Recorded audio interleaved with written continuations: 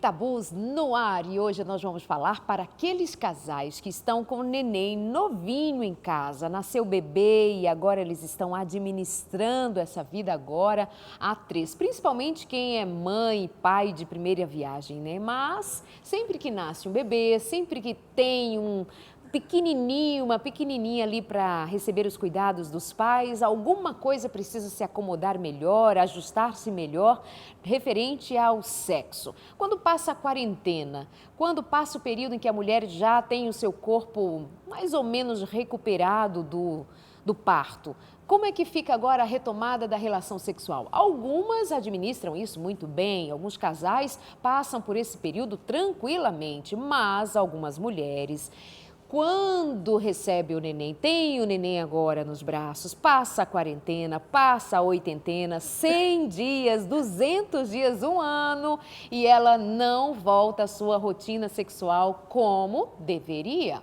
E lá vem falar de dever. Desculpa, né? Casamento tem os seus prazeres e os seus deveres. Então, vamos falar disso? Como é que fica o sexo no pós-parto?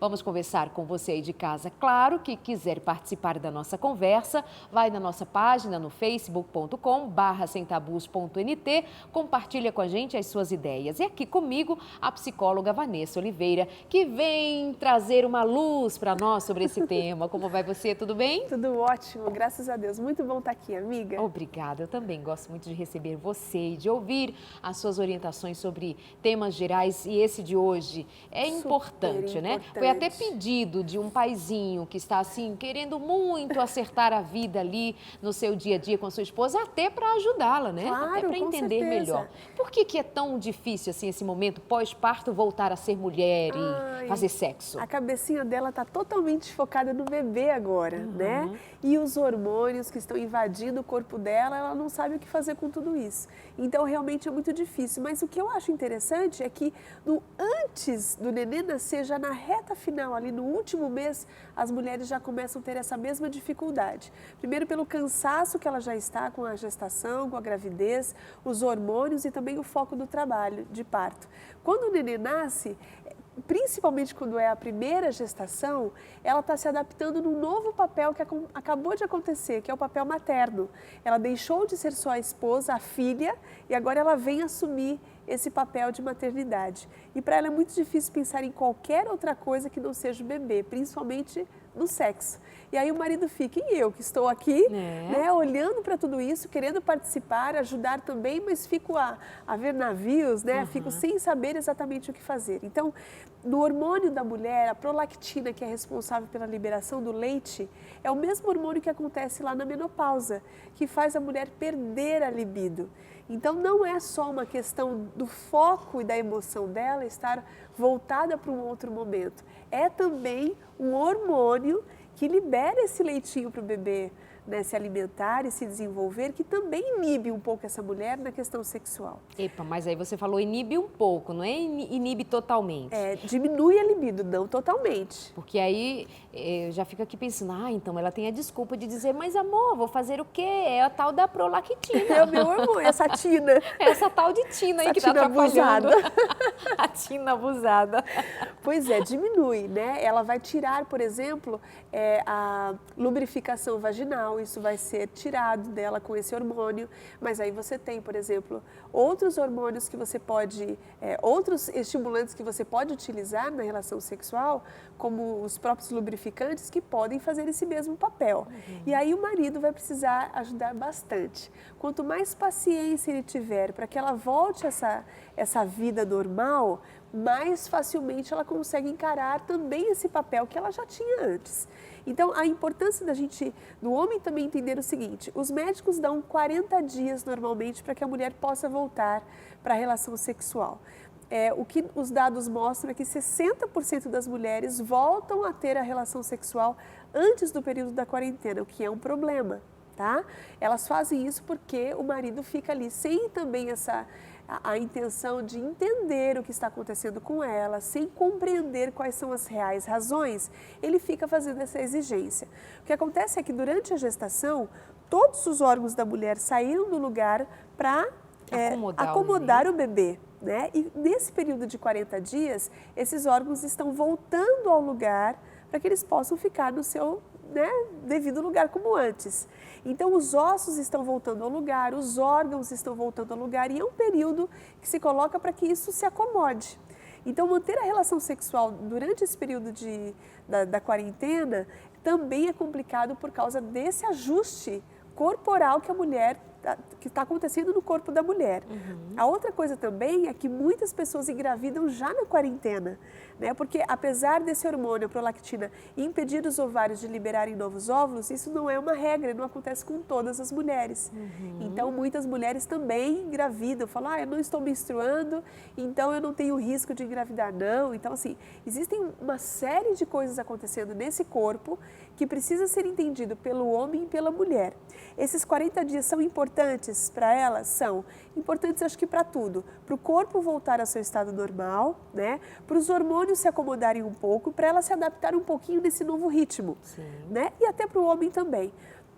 Nesse momento, a gente fica sem ter nenhum tipo de contato físico, aí que eu acho que entra um equilíbrio muito importante. Então, as carícias são importantes, né? Você pode masturbar o seu esposo, por exemplo. Eu vejo muitas pacientes que dizem assim, olha, se eu não posso ter a penetração, então eu não faço nada.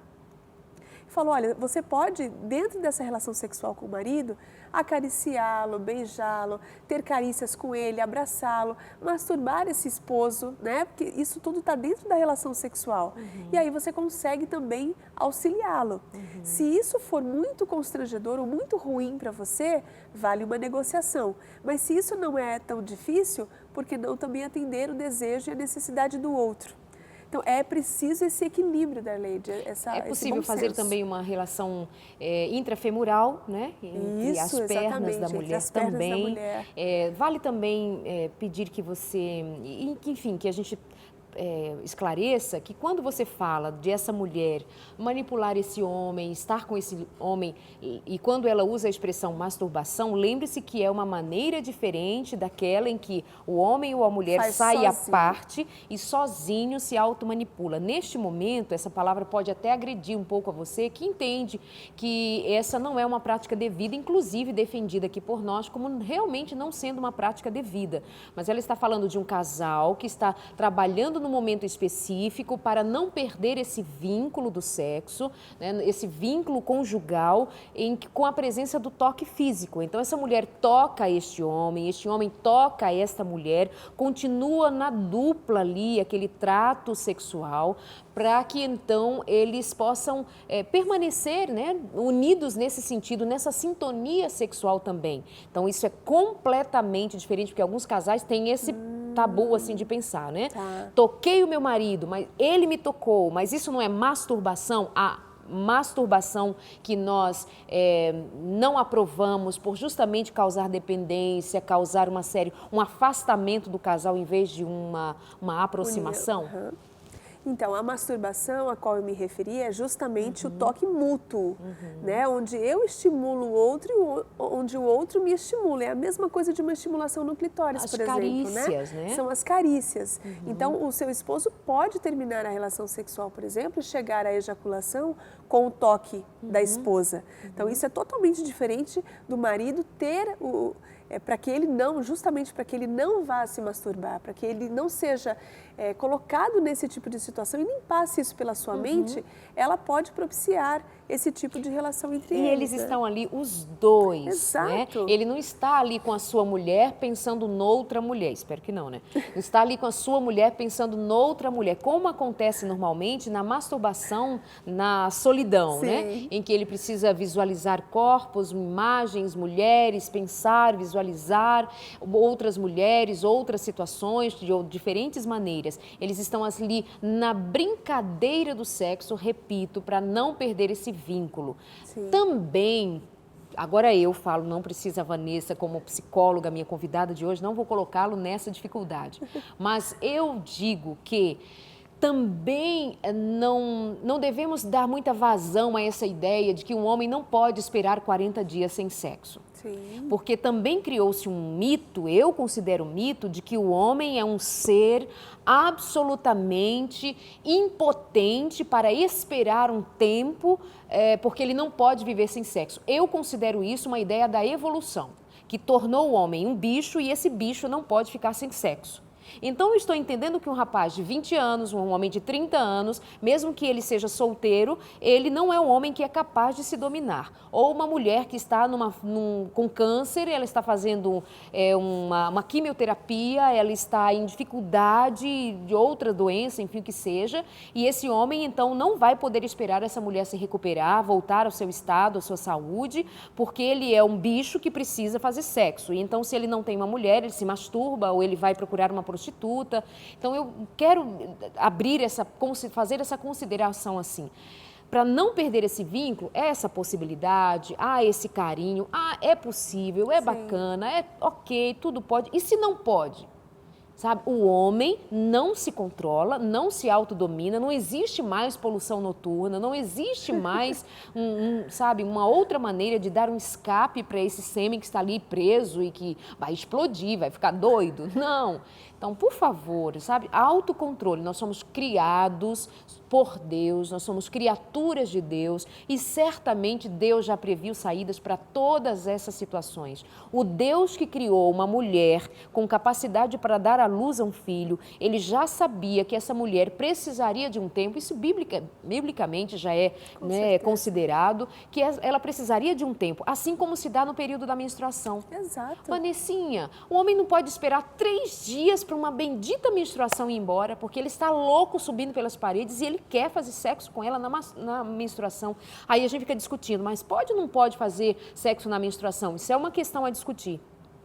Mas o que eu quero nesse momento pontuar é que homem é esse incontrolável, insaciável, que não pode esperar 3, 4 dias para findar uma menstruação. Que sejam eu 7. questiono, que sejam 7. Ou 40. Sabe, autocontrole. Claro. Então, desculpa, fechando parênteses, Vanessa, pode continuar. Não, mas eu compactuo com isso. Acho que não é nem só a questão do controle, mas do envolvimento com esse bebê também. Ele também é pai agora. Ele também acabou de receber um bebezinho, né? Ele também está envolvido ali e também se adaptando. Pra ele. É novo, então tem uma energia libidinal que seria focada no sexo, mas que pode ser focada nessa nova função, nessa nova paternidade agora, né, na adaptação dos novos papéis da casa, onde ele também vai investir essa libido, onde ele também vai amar essa criança e conhecer, né? E mais, gente, o corpo de uma mulher no pós-parto, né, eu acho que nós estávamos até falando sobre isso num outro programa, é só nos filmes, onde a mulher acaba de parir e ela sai totalmente feliz, contente, né? Esvoaçante. Sem olheiras. Sem olheiras, sem dor em nada. Dormiu a noite inteira. Entendeu? Né? Então, assim, tem toda a questão do corpo dela, né? Os seios. E aí entra uma outra questão. E o seio? O seio é do bebê. Papai, desculpa, o seio agora é do bebê. Quem mama no seio agora é o nenezinho. E os homens vêm com essa demanda também, assim, num desespero. Mas é um absurdo, porque essa criança agora tomou conta dessa mãe inteira e agora a gente não pode mais ter as preliminares e as coisas e as carícias que se tinham antes, porque agora tem um bebê que mama. Exato, agora tem um bebezinho que mama. Né? Neste momento, a criança é a prioridade. Você acertou, tem o neném que mama. Olha como você é sabido, né? Tem o neném para mamar. Exatamente. Então, é importante a consciência do todo. Porque às vezes o homem entra numa disputa quase no lugar da criança, disputando essa mulher e essa mãe, né? Ele está num lugar ali não de disputa, ele está num lugar de pai da criança também, marido dessa mulher, mas também pai dessa criança. Então, nós abrimos mão de uma série de coisas em função de uma prole que agora é dependente. E isso é uma fase, e essa fase vai passar. Então, é importante ter essa consciência do todo, né, do que esse parto foi na vida dessa mulher. Como passar por isso? Eu acho que a melhor dica é quando o pai assiste o parto, porque aí ele tem noção do todo, né? Quando você passa junto com a sua esposa um processo de parto, seja cesariana, seja um parto normal ou natural, você toma uma compreensão e uma consciência que você não teria. Mas e se este homem, minha produtora está lembrando aqui, se este Sim. homem vê essa mulher dando à luz a um filho e ele diz, nasceu uma mãe para mim também. E agora ele só olha para essa mulher como mãe e morreu a amante, morreu a esposa, a amante casada, tá, minha gente? A que fazia sexo gostoso com ele, a que ele tinha como mulher. E agora a mãe, aí ele idolatra a mãe. Corre esse risco? Sim, corre esse risco também. O que eu falo do assistir o parto? Você não precisa ficar assistindo o parto na mesma posição que o médico. Já é uma... É verdade. É uma boa dica. Né? Você pode ficar ao lado da sua esposa, recebendo esse bebezinho, vendo todo o sofrimento que ela passou. Isso já é uma coisa importante. Porque assim como tem aqueles homens que quando vem sangue desmaiam, pode ser que tenha aquele homem que vê ela dando à luz e assim, pronto, Nossa Senhora, né? A mãe do meu filho agora é uma santa. Sim, exato. Ou aquele fala, meu Senhor, e agora? Isso aqui nunca mais vai voltar ao normal. É verdade. Ele vai ter dó de olhar assim, meu Deus, é o estrago que ficou, né? Não quero participar desse estrago mais. Exato. Tem isso também. Mas se ele estiver ali participando junto com ela em toda essa emoção... A Vanessa agora perdendo a linha. Mas não é verdade que a gente precisa entender que nesse período muitas coisas podem acontecer. Existem homens e homens, maneiras e maneiras de entender o funcionamento ali. Por isso que o Sem Tabus tem essa proposta de trazer temas dessa maneira, sem esquecer da tua história, né, amiga? Exatamente. Eu acho que os casais também podem aproveitar esse momento para rirem juntos um do outro também, né? Agora, se esse pai olhar realmente essa situação toda, né, e encarar agora como mãe, ele precisa procurar ajuda, porque isso tem uma questão até a ver com a mãe dele, com a forma como ele viu a sexualidade dos pais, como esse pai tratava a mãe muito mais como mãe do que como mulher, e aí ele confunde o papel. Isso tem a ver lá com os complexos que ele foi vivendo na vida dele. Isso é muito comum acontecer, sim. Existem muitos homens que têm essa dificuldade, né, de não conseguir separar o papel da mãe do papel da esposa. Ok. Então vamos assim recapitulando, né, o que dissemos aqui. É uma situação que precisa de atenção, de cuidado.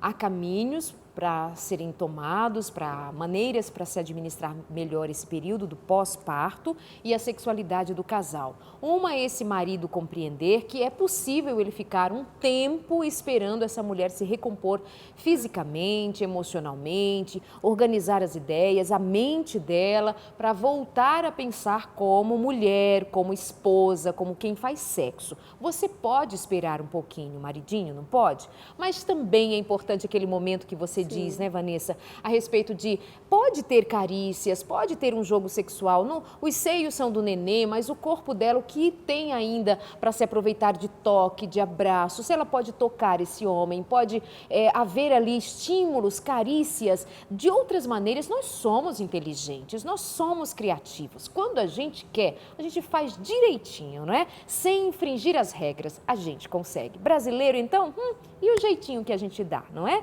Dentro dos conformes, hein, minha gente? Não vai abusando do esquema. Logo depois do intervalo, nós voltamos aqui, eu e a Vanessa, e você aí de casa também, para nós continuarmos essa conversa. Sexo pós-parto. Até já.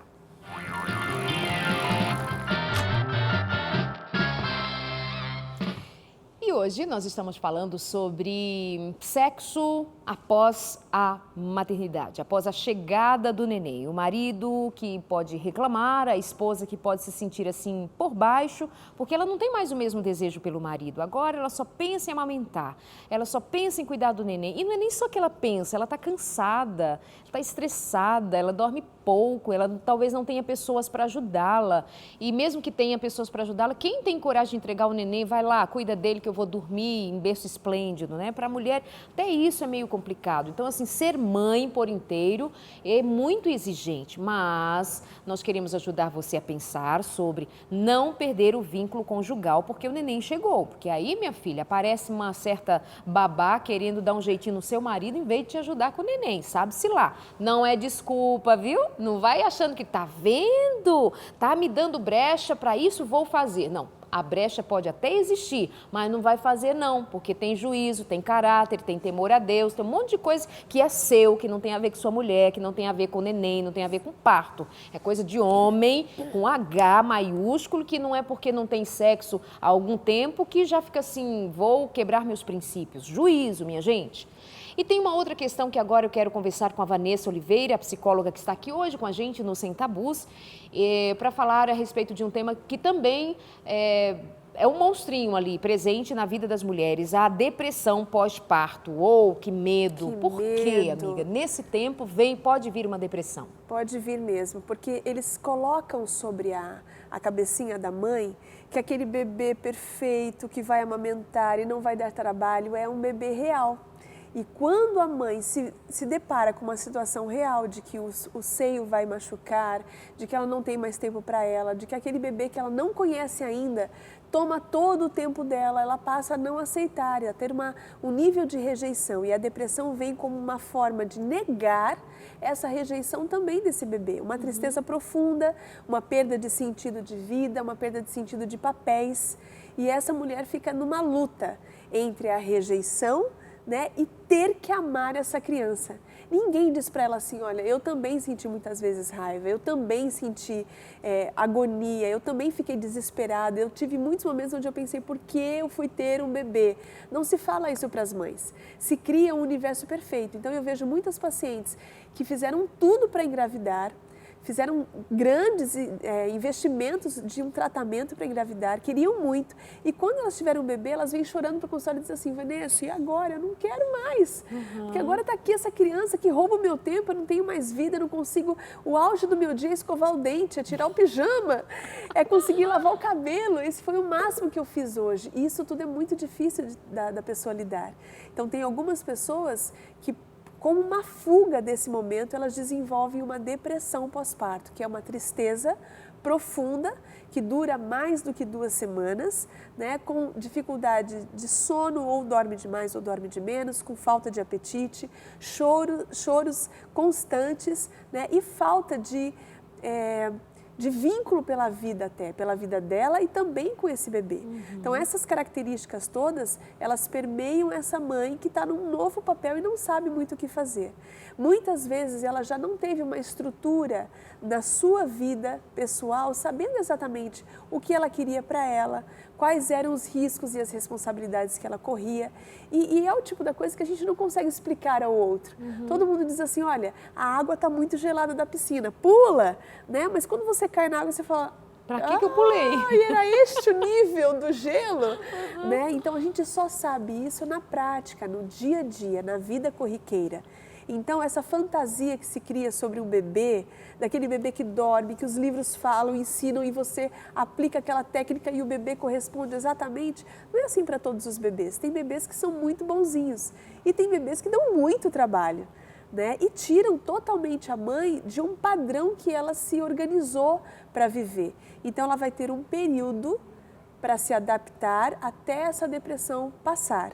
Uma das coisas que mais faz a depressão pós-parto ir diminuindo, né, e se finalizando, e esse ciclo fechando, é a mãe saber que outras pessoas pensam como ela. Teve uma vez que eu fiz um programa, um consultório de família a respeito de maternidade, e aí uma convidada, ela é enfermeira, especializada inclusive em partos e acompanhamento, enfim, e ela disse assim, Darleide, não é verdade que quando você está grávida e o neném nasce, você já ama, é o amor da sua vida. Tu ama? Ixi, ela foi muito criticada por muitos, porém outras mulheres, ai, que bom, alguém falou o que eu penso, eu achava que não, que é exatamente isso que você está dizendo. Quando você ouve alguém que pelo menos dá sintonia ali para o teu pensamento, que parece um monstro assim. Imagina, o neném estava lá, você rasgou-se de agonia, tá? E o neném, ai, amor da minha vida, não vivo sem ele e tal. Tem amor, tem, é você, mas respeite aquela que por N fatores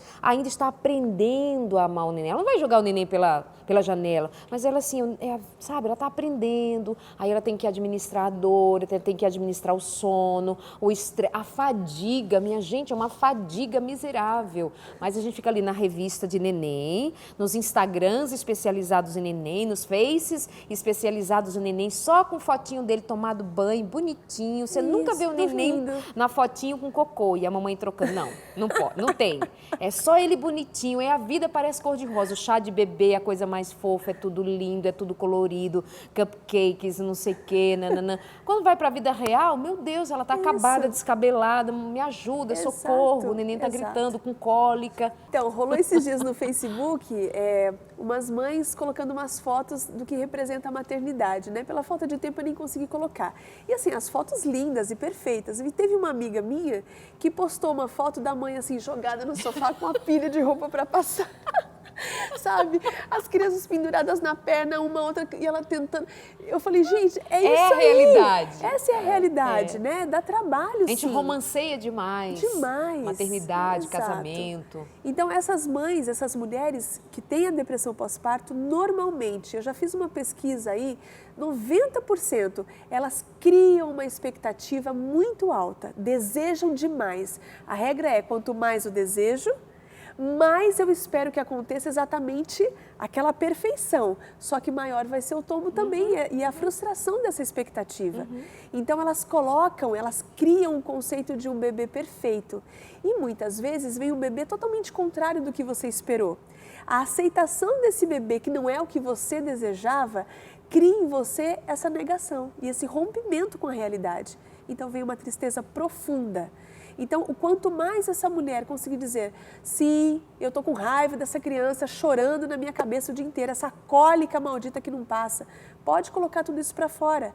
Em nenhum momento seu filho vai se traumatizar porque você está colocando os seus sentimentos e as expressões. É claro que você não vai dizer que a criança é a culpada, mas quem saiu de dentro de você e fez tudo isso acontecer foi aquele bebê. É um período de adaptação. Né? Então, nesse período, há amor sendo construído. Conforme eu abro mão do meu seio que está machucado para alimentar esse bebê, eu estou construindo afeto. E conforme o tempo vai passando, esse afeto se torna realmente um amor.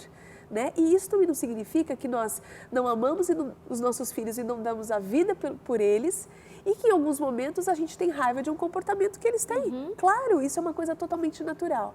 Mas a sociedade não permite que se fale sobre isso.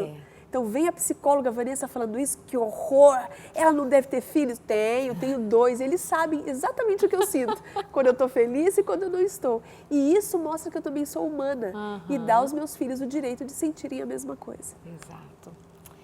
A vida real, minha filha, não é brinquedinho não é floridinho não, e nem tem como colocar filtro, igual a gente faz nas redes sociais. Põe filtro para ficar mais bonito, não dá. É a luz que tem, é essa dali. É nua e crua a realidade, a gente precisa encarar. E essa questão da depressão pós-parto, ela é tão séria que às vezes é preciso retirar o neném dessa mãe, né? Ter cuidados, pessoas por perto, porque ela pode chegar ao auge do sofrimento de tirar a vida do neném, e até a dela também. Mas assim, o neném corre risco. Porque essa mãe é um monstro, ela é má. Você não sabe o que é um sofrimento mental. Você não sabe o que é um sofrimento emocional, a menos que você tenha passado por alguma coisa desse gênero e tenha fechado esse ciclo, sobrevivido a ele e possa dizer, gente, esse negócio é doído, não é? É verdade. Tem pessoas que precisam entrar com uma medicação. Tem pessoas que precisam de pessoas em volta para ajudar nessa rotina, para tirar realmente, como você disse, essa criança de perto, até que essa mãe esteja mais estável. E há outras mulheres que acabam desenvolvendo um pouco de psicose. E aí sim são essas que chegam a tirar a vida do bebê. Então nenhuma mãe que estiver com depressão pós-parto precisa ficar com medo de assim, eu posso chegar a matar o meu filho? Se for uma neurose, né, que é uma depressão normal, não corre esse risco. Mas se for alguém com uma psicose, sim, né, que tem pensamentos suicidas, pensamentos de machucar, né, toda vez que você tiver algum tipo de pensamento de machucar e torturar um bebezinho, uma criança, alguém que esteja próximo, procure ajuda médica, porque aí sim a gente tem um quadro de uma psicose bem instalada, tá? Agora, o marido nesse momento também vai ser super importante, porque imagina essa mulher com uma depressão pós-parto e o marido ainda cobrando a sexualidade. Quer fazer sexo, minha gente. Fala, você não está entendendo, eu queria ter uma bomba interna para explodir, né? E eu vou querer sexo, então é muito importante a compreensão e a ausência de julgamento também.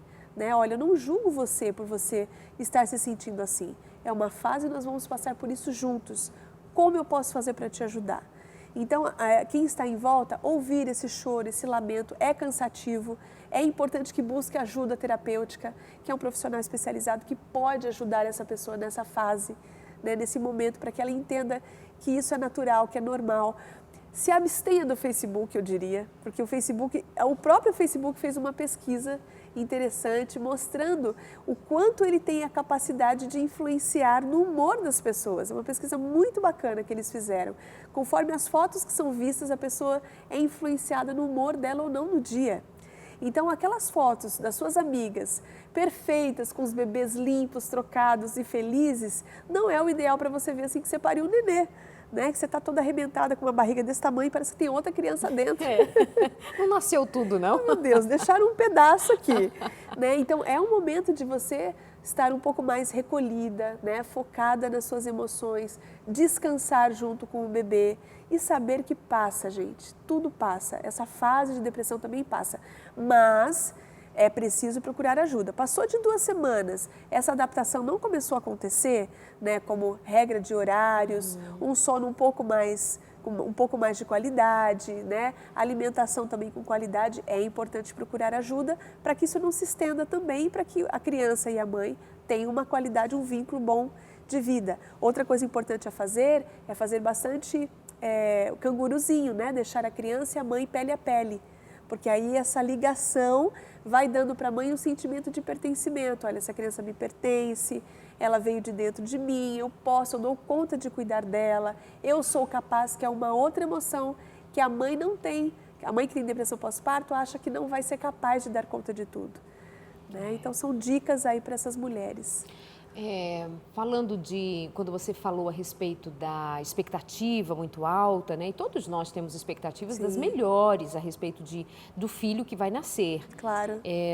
Mas a gente, e porque é natural o nosso não se preparar para a frustração, né? A frustração quando chega parece que foi meio assim sem aviso, que a gente não quer, a gente nega tal. Até quando alguém diz assim, e aí, menino ou menina? Aí normalmente, para ser humilde, a gente chega e diz, não, porque a criança está escutando, né? Fala assim, não, vindo com saúde. E se não vem com saúde? E se não vem com saúde? E se não vem com... E se o neném tem uma anomalia, tem uma síndrome, tem alguma coisa, sabe? Alguma coisa assim que não apareceu na ultrassom, não apareceu nos cuidados do pré-natal. E se surge? Quer dizer, até aquela expectativa mínima, se não vindo com saúde, e se não vem com saúde, você faz o quê? Então... repito, a realidade é mais exigente do que possa parecer. Darleide, então não vou ter filho, é muito complicado, então você não vai viver. Na verdade, porque as frustrações é na maternidade, é no casamento, é no trabalho, é onde você estiver, tá? Tem frustração. O tema geral proposto aqui no programa é o sexo após o parto. Então, já acrescentamos mais um item. Surge uma depressão após o parto. Como é que esse homem e essa mulher vai trabalhar sexo agora? A gente vai agir, vai dinamizar essa relação para voltar a ter sexo. No momento da depressão, os cuidados necessários para uma depressão. Se é medicamentoso, se é terapia, se é a rede de amigos, a rede de família para dar suporte a essa mulher, a esse casal. Isso é uma coisa importante, né? Muito importante, como as pessoas... eu mesma, assim, que eu me lembre o pós-parto nos 2 períodos, foram assim meio solitário, porque morava longe, porque a família é distante e realmente às vezes falta um apoio, um suporte de rede de amigos, de família. Para esse período maior. Até porque a gente não sabe exatamente como cuidar de um bebê, é tudo muito novo, né? E até ter alguém para cuidar de você também, porque você acabou de ter um nenezinho, teu corpo está todo voltando ao lugar, você teve uma criancinha onde você está colocando todo o investimento nela, mas e em você? Quem está cuidando de você? E a mãe fica muito solitária muitas vezes. Então, antigamente, quando se criava com aquelas vizinhas e aqueles parentes todos, as mulheres tinham 18 filhos. A família morava né? mais perto, né? Então assim, era menos traumático, era menos doloroso. É mesmo, 18 filhos, Eram 11 18 filhos. filhos naquela época, né? Claro que a alimentação propiciava essa força que a mulher tinha, que hoje a gente não tem. O ritmo de vida e de trabalho também era diferente. Mas o que nós estamos falando aqui é a família dar esse suporte e ajuda. Então, alguém que vá na casa fazer a comida para a mulher, que vá limpar a casa para ela e ela fique só por conta do bebê, consiga dormir e descansar nesse período. A quarentena é um período muito especial para a mãe. Se todos conseguirem ajudá-la nesse momento, a adaptação pós a quarentena fica muito melhor. Mas às vezes ela se sente tão abandonada e sozinha e fala, então todo mundo só quer de mim. E o marido inclusive também quer sexo, mas não me ajuda, não faz nada, não troca a criança, não acorda de madrugada e eu ainda tenho que fazer sexo com ele, mas também não vou fazer. Aí entra numa rixa, né, e numa disputa que só causam mais dificuldades para essa relação. Esse é o seu Sem Tabus, essas são conversas que eu acredito constroem muitas ideias aí para você saber cuidar, lidar com as suas dificuldades em todo o tempo da relação. No começo de casamento, durante todo esse casamento que acontece, né, como a chegada dos filhos, como uma doença, como as limitações que vão surgindo e a gente precisa aprender a sobreviver a elas. A vida não é perfeita, homens e mulheres não são perfeitos, não existe casamento de príncipes e princesas, não existe glamour, não existe quando a gente olha para a realidade, é o que temos para o momento. Né? E é o momento de você ser sábio e saber lidar com tudo isso, tá bom? Então, guarda essas informações, toma cuidado, não vai jogando a vida pela janela, não vai desistindo de casamento, não vai procurar uma outra mulher porque a sua não está num tempo de fazer sexo, de atender você sexualmente, não vai você desprezar o seu marido porque você se vê nessa condição de maternidade agora, não vai desistindo na vida, minha gente. Já viu alguém subir no pódio, tomar o prêmio de primeiro lugar e dizer assim, gente, eu ganhei esse prêmio porque eu desisti na metade, eu não sei como eu cheguei aqui. Tem isso? Não tem. Então, isso é coisa de covarde, que desiste no meio do caminho. E nós não somos daqueles que recebeu o espírito de covardia, lembra? Nós vamos para o intervalo e já voltamos aqui no Sem Tabus com você, que é sempre muito bom.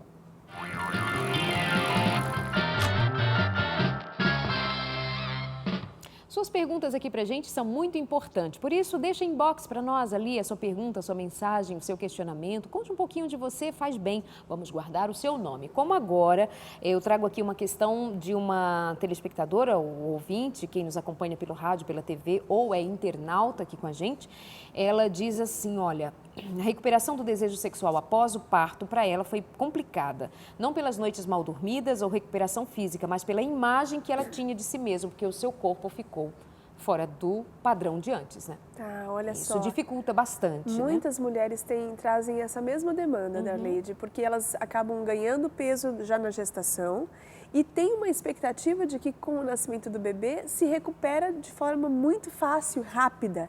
E às vezes elas não recuperam e às vezes, mesmo que se recupera, a autoimagem fica distorcida. E aí deixa-se de ter a relação sexual com o esposo, olha, 1 ano e 3 meses é muito tempo. Então precisa fazer um resgate novamente, até porque a imagem que o seu esposo tem a respeito do seu corpo não é a mesma que você tem.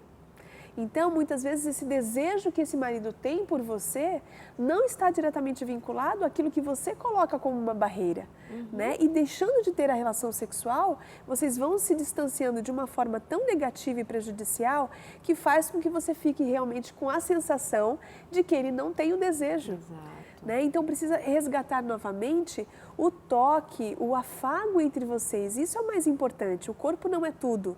Né? Faz parte do contexto? Faz parte. Nós temos uma autoimagem, né, a preservar, nós temos o interesse de estar bem conosco mesmo, mas assim, muitas vezes algumas mulheres não tomam uma iniciativa para ficar bem, colocam isso como um padrão, uma regra, para ter a relação sexual eu tenho que voltar ao peso que eu estava antes, mas também não faz nada para chegar de novo nesse padrão. E ao mesmo tempo desconstrói tudo aquilo que é sexo, né, que é o romantismo, o toque, o afago, a conversa, as preliminares, tudo aquilo que é construído dentro da relação sexual, isso é jogado fora e supervalorizado só a questão do corpo, né? Deixando de ter a relação sexual com o marido é perigoso. É perigoso para a mulher e é muito perigoso para o marido também. E fica a dica também, né, para a pessoa não escutar aquele conselho da vovó, que diz assim, precisa comer por 2. Durante a gravidez comeu por 2, olha o que deu. Aí depois, né, o teu ajudante ali, o neném, não consumiu todas aquelas calorias e aí você fica com esse problemão para administrar, né, querida? Faz isso não. Comer por 2 não. Isso é coisa que vovó falava numa época em que ser gordinho era sinal de riqueza, sinal de saúde. Hoje a gente sabe que não funciona desse jeito. Aí você vai dizer assim, ah, Dalide, mas eu engordei, mas eu não como tanto. Conversa de gordinho, né não? Não como e fica gordinho. Tive minha primeira filha há 1 ano e 3 meses. De lá pra cá, não tenho vontade nenhuma de namorar meu marido, pois engordei. Olha só. Tive minha primeira filha há 1 ano e 3 meses. De lá pra cá, nada de pitibiriba. Imagina, presta atenção. Se a gente fala do homem que ele precisa esperar 40 dias, né? Lembra lá atrás? Sufoco. 40 dias ele tá desesperado, igual o povo lá no deserto, que em 40 dias desistiu de esperar Moisés e fez um bezerro de ouro. Ele já tá querendo fazer imagem e escultura de sei lá o quê. Agora 1 ano e 3 meses, fofa. Não, socorro, Vanessa. Socorro, não faz isso não, misericórdia, não faz isso com o bichinho. São esses os casos onde eu digo que a responsabilidade de você empurrar o outro, sabe? É nesses lugares que eu costumo dizer isso. Porque assim, o fulano tá lá direitinho te esperando. Mas 1 ano e 3 meses, mas para que um jejum tão grande? Tão grande. É muito tempo, né? Então, assim, é uma desculpa que não dá para ser usada para o esposo. Ah, eu tenho vergonha. Faz no escuro, então. Faz qualquer coisa, mas assim, tenha novamente relação sexual com esse esposo até que você volte e consiga o padrão. Vai, que estava esperado, ou então baixa um pouco esse padrão muito alto, né? Alguma coisa precisa ser feita, mas tem o outro ali também, não é uma relação individual, Darlene. E ela está dizendo que é uma questão dela. Ela não disse assim, o meu marido disse que eu tô gorda e não quer fazer sexo comigo. Normalmente eles não fazem isso. Tem maridos que são mais cruéis, mas é uma parcela pequenininha, diz assim, ah, tá gorda, não quero, tal, tá igual, sabe, minha avó, minha mãe, sei lá o que eles dizem lá de maldição. Mas, no geral, o homem gosta, ele ama aquela mulher, ele vai estar entendendo aquela mulher, está envolvido com ela e, às vezes, ele está até gostando que tem uma carninha a mais ali para ele. Exato. E essa coisa, olha, nosso padrão feminino, ele é muito cruel mesmo. Né? Às vezes a gente diz, ai, minha celulite aqui, ai, minha gordura ali. O marido fala assim, mas deixa eu ver, não tinha visto. Não tinha visto, Você está me mostrando pela primeira vez. Faz uma lupa, prazer em conhecer, dona celulite. Exato. Então, é uma coisa que o meu esposo costuma dizer muito. Ele falou, homem não olha para esse tipo de coisa. O padrão feminino e masculino é muito diferente. Mulher quer ser seca, homem quer coisa para pegar. É totalmente diferente, né? Então, a gente fica com o padrão. Porque mulher está concorrendo com a outra magrela. Exato. Né? E eles não, eles estão querendo o estereótipo da mulher que tenha o que oferecer, que ainda siga até aquela ideia da mulher gostosa, né? E a que tem mais carninha sugere que ela tá melhorzinha, mais gostosinha. E olha, quem tá falando é a magrela, né? Mas eu considero essa realidade e tá tudo bem, tá tudo certo. O importante é, seja magro, seja gordo, ganhou peso, perdeu peso, consciência de que, primeiro, as coisas podem mudar, você pode querer. Em 1 ano e 3 meses não teve um tempinho para diminuir a comida, para parar de comer doce, para parar de assaltar a geladeira. Não teve um tempinho aí, mas que eu estou amamentando. Leitinho de neném não precisa de guloseima dessas que está engordando a tua vida, tanta massa, tanta guloseima. Isso faz mal para o pobrezinho da criatura. Outra coisinha, em 1 ano e 3 meses não pode fazer uma caminhadinha, não tem uma criatura para ficar com esse neném. Você diz, vou ali queimar umas calorias que eu comi e não devia, vai com o carrinho. Ou das poucas que eu comi, vou queimar mais. Leva o carrinho, empurra o carrinho. Tem uma amiga aqui da Novo Tempo, ela com nenenzinho, eu a encontrava logo cedo. Para onde é que ela ia? Para a academia fazer atividade física, enquanto o neném ficava onde? No carrinho. Ou seja, tá magérrima, linda como ela era, quando ela volta ao seu estado normal, seu estado de origem, né? Sim. Então, gente, quando a gente quer, a gente faz. Mas aí a gente não quer, se esconde atrás do neném, da maternidade. Ai, que gordinho, eu nem como, menina, fiquei gordinho desse jeito. Houve uma revolução hormonal, industrial lá dentro? Houve. Mas você pode fazer o seu papelzinho. Aí, mas não, ela joga toda essa celeuma, ela joga nas costas do marido, ó. Tô gorda, nasceu neném, tem menino para cuidar, casa para cuidar. Quer saber de uma coisa? Não tem sexo para você, não. Isso é justo? Não e ela é diz assim, Darlene, eu sou crente. Não é crente, não. Porque a palavra diz para não deixar o marido em jejum tanto tempo, que isso é pecado. Foi Paulo que disse. Tá chateado? Fica chateada com ele, mas ele falou. Tem dever de fazer sexo com o maridinho, sim. Ai, sou obrigado. Isso é prostituição. Não, isso é obrigação, tem a ver com ser subjugado, não ter opinião. Não, é que assim, a gente tem o ônus e o bônus. né? Então a gente paga com os deveres, mas também tem de volta os prazeres. E por amor a esse marido, tem a dívida do sexo, sim, em aberto, Pois tá, é, amiga? e é uma dívida e um prazer. É uma Prazer, que gostoso, legal, é uma dívida que você gente. paga e você mesmo recebe, Não coisa é? boa. Né? Eu ouço essas mulheres falando essa coisa de, ai, porque agora eu tenho que fazer sexo. Eu falo, Obrigação. gente, você não acha bom? Não, eu acho tão bom, um negócio bom nessa vida é fazer sexo. Que negócio é esse? Eu tenho que fazer. Meu Deus do céu, né? Ó, essa moça aqui há 1 ano e 3 meses, ela está deixando de usufruir. Usufruir de uma coisa para ela, inclusive, para ela se sentir amada, desejada por esse marido, ter um momento a dois. Olha que delícia. Por conta do corpo, se pune 2 vezes, está se punindo. Fala pro marido hoje, amor, tem aqui em casa uma modelo plus size. Sou eu, cheguei, ó, comprei camisola nova, tá tudo um tamanhozinho maior, mas eu tô chegando para Exato. fazer feliz, né? E aí põe em prática as dicas que você já deveria ter posto, viu? Come menos e gasta mais, que você vai ficar magrinha rapidinho, tá? Com saúde e uma libido, ó, no ponto também. O que mais nós temos que dizer? Deixa eu ver mais uma. Tive uma primeira. É muito comum essa queixa de mulher ter vergonha do corpo, né? Como Sim. nós já dissemos. Falar sobre isso com outras mulheres pode ser bom? A escuta de. O problema é elas contarem, né? Primeiro, elas contarem. Segundo, que assim, tem no universo feminino um pouquinho de competição e rivalidade. Pois é. Um pouquinho, eu tô sendo assim, gentil para ninguém me crucificar. É verdade. Né? Mas assim, tem muita rivalidade no universo feminino. Então, muitas vezes, eu não conto exatamente aquilo que eu sinto.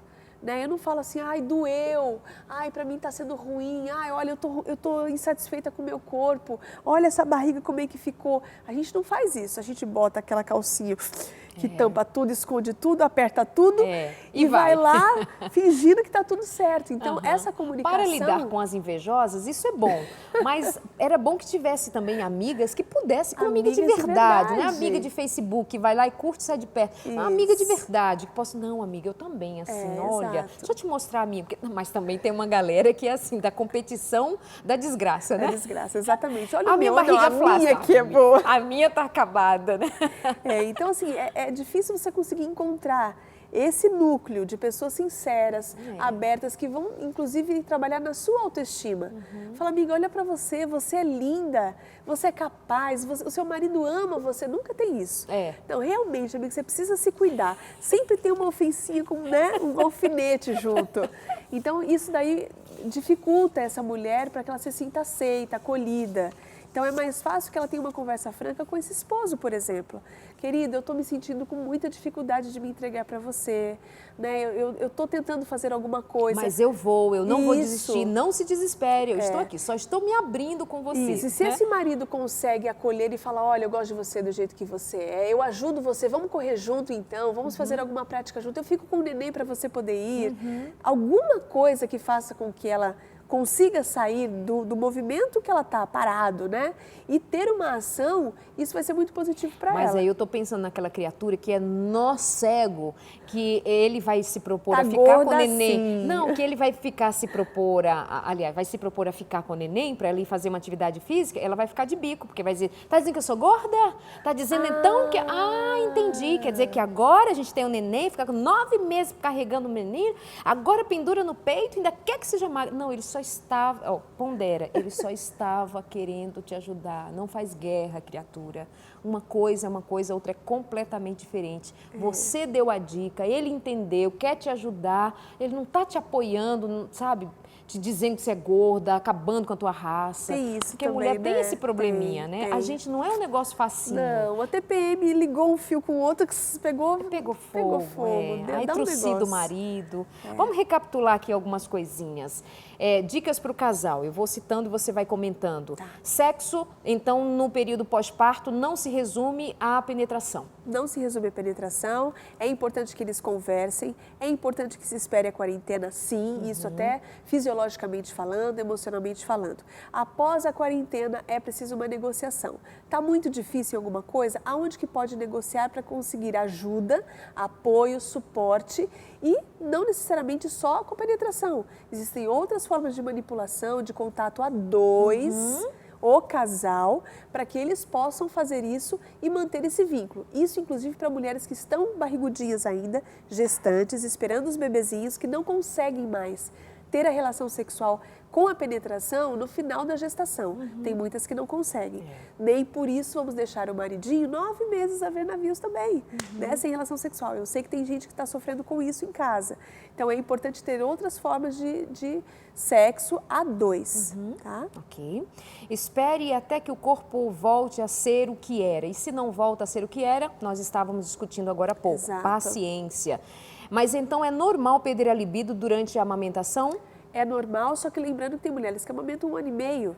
Então, há uma diminuição da lubrificação nos primeiros meses, tá? Principalmente quando ela acabou de ter o nenê. Conforme a vida começa a se ajustar novamente, então as rotinas da casa voltam, ela consegue novamente, né, conversar, fazer outras atividades que não seja só focada no bebê, que isso normalmente... Primeiro, segundo mês, ela volta a ter a vida sexual ativa dela. A lubrificação diminui. Por quê? Porque a prolactina, que é responsável pelo leite, tira um pouquinho dessa lubrificação, tá? Isso não significa falta de desejo sexual. Até porque isso muda muito do primeiro para o segundo filho. Primeiro filho a gente normalmente reage assim, no segundo tá tudo certo já. O cérebro já sabe o caminho das pedras, né? O cérebro já tá prontinho para o segundo round. O sexo no pós-parto pode ser menos prazeroso? Significa que baixou a libido? Isso significa também que pode diminuir o prazer, não alcançar o orgasmo? Tá tudo ligado? Tá tudo ligado, pode diminuir também. Aí vale mais a comunicação para que esse marido seja mais afetuoso, mais carinhoso e mais paciente. Ela vai demorar mais para acender, mas vai acender também, contanto que ela seja bem lubrificada, estimulada, excitada. Então vai dar um pouquinho mais de trabalho. Então o maridão capricha aí, a esposa também se entrega. Porque também não adianta assim, vai rápido, mas vamos ver se o nenê vai chorar. Eita, e se chorar então, no meio? Olha, se chorar no meio, Darleide, sinceramente... Deixa o neném chorar. Deixa o nenenzinho chorar um pouquinho, faz bem pro pulmão, sabe? Não vai morrer. A gente não atende uma criança sempre que ela exige na hora, a não ser que seja realmente uma necessidade, um grito diferente. Mas parece que o nenenzinho tem um instinto, sabe? Papai e mamãe começam a fazer alguma coisa e o nenenzinho... Incrível! Então, as primeiras vezes a gente corre lá porque não sabe o que está acontecendo, mas as próximas a gente já entendeu que assim, ele espera só um pouquinho. Mamãe já está indo. Exatamente. Marido em primeiro lugar, porque às vezes a mãe, ela está ali só com o foco no bebê. Querida, se adaptou, pegou a rotina da casa, volte a olhar para o maridão. Né? Ele continua sendo o primeiro, ele veio antes do bebê, a criança precisa dessa adaptação até para que ela se estabeleça na vida e saiba qual é o lugar dela. O lugar dela é a terceira, a quarta, a quinta, ela não tem o primeiro lugar, o primeiro é o casal. Então o bebê foi atendido nas suas primeiras demandas e necessidades, o pai e a mãe precisam ser colocados depois novamente nesses devidos lugares. Tem mãe que estende isso até a criancinha estar com 35 anos saindo de casa. É verdade. Lembra que uma vez nós estávamos, não sei se você era minha convidada no dia, de uma moça que nos escreveu, nós estávamos ao vivo aqui fazendo Sem Tabus ao vivo e ela escreveu pedindo ajuda, que o filho dela com 17 anos de idade só dormia com a mão no peito dela. Eu estava. Foi com você? Ai, eu estava. Foi um negócio assim escandaloso, horripilante. Porque nós ficamos assim chocados, assim, os câmeras todos olharam assim para mim e tal, e eu chamei o intervalo meio que, peraí, deixa eu repensar. Quer dizer, essa mulher também, essa mãe, precisa saber que se ela põe esse menino no centro da sua existência, esquece marido, esquece vida, esquece tudo, é porque possivelmente ela está usando essa criança para se livrar de um marido que não a fez ou não fazia feliz, mas ela não tinha um argumento. Agora ela tem. Imagina, gente, Vanessa, a gente quis morrer naquele dia. Quis morrer, deu até um negócio Deu um ruim. negócio. Deu. Voltei. Porque aí entra num complexo de Édipo, entra numa coisa muito... Gente, para criança não é saudável, pelo amor de Deus. Imagina essa criança, como é que ela vai ficar na vida futura, né? Aí a gente já tem instalado um problema grave gravíssimo de personalidade. Então, assim, tem mães que ficam mesmo permitindo essas práticas da criança, mas ele só dorme se ele ficar cutucando sei lá onde. Para com isso, sabe? Coloca limites. No máximo quem cutuca aqui é seu pai, menino, não é você não. Tira essa mão daí. Tem que ter essas regras, né? Assim, a criança tem um lugar dela de dormir, não pode entrar no lugar do pai, né? Não, mas tudo bem, num dia onde a criança está muito doente, exceções, mas não podem virar regra. Tem mulher que manda o marido ou ele mesmo vai, coitado, porque não sobrou lugar pra ele, ele vai dormir no sofá, fica a mãe com o neném e ela acha bonito. Não é bonito não, minha amiga. Amiga, mas é bonito sempre ter você aqui com a gente. Muito obrigada, viu? Eu que agradeço. Deus abençoe Bom a você. demais. Valeu.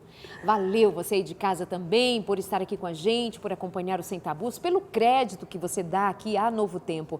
Obrigada por isso. Que Deus abençoe a você. Uma boa noite. Neném tá chegando, escuta, presta atenção, põe em prática as dicas dadas, já tem filhinho, sabe como é que funciona, ajuda outras mães e presta atenção, nós vamos sempre estar aqui atentos às necessidades suas e compartilhando, sem medo e sem vergonha, querendo ajudar aí na sua intimidade. Um beijo e até a semana que vem aqui no nosso Sem Tabus.